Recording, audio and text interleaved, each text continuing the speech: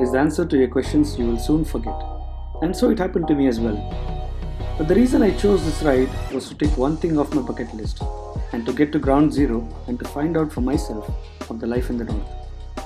It usually takes 200 odd kilometers to get used to the bike, and before midday, me and the bike were bonded for the adventures ahead.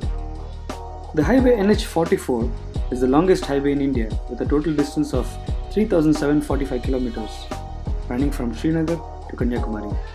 I rode 2,376 kilometers of it. So this highway was built as a north-south corridor of NHDP, National Highways Development Program. My first day went well, bypassing Hyderabad by evening, and as I couldn't continue further because of rains, I rested in a town called Jengampalli, Andhra Pradesh.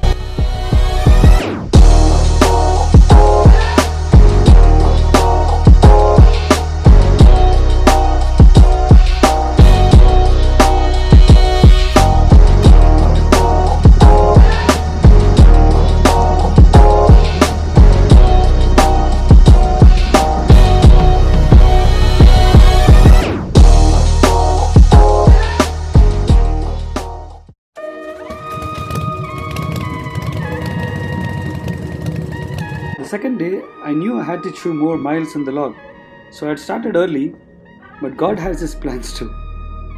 Soaked me up to my undies by rains all day long, yet managed to get 1,000 plus kilometers in my bag. I was happy by the day, but soaked until the evening.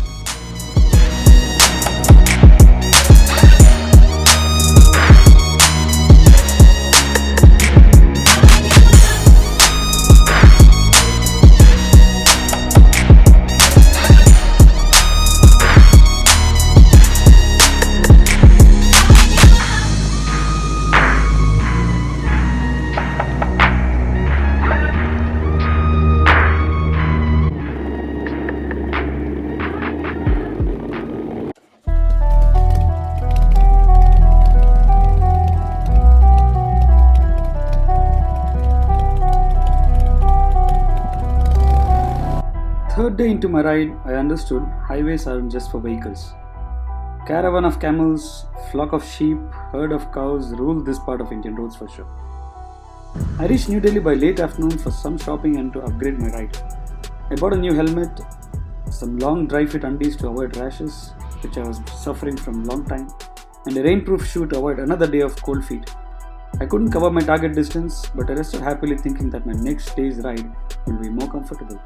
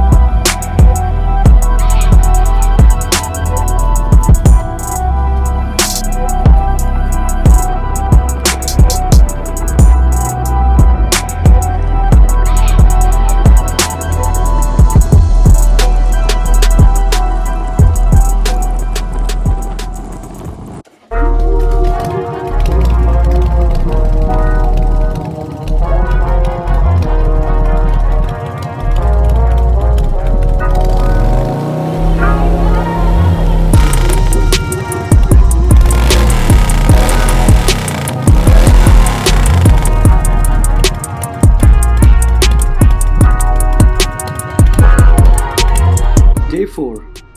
My bike got pampered too with a quick wash and some much needed ECU upgrade. I had one last thing to shop, headphones. Now my ride was next to bliss.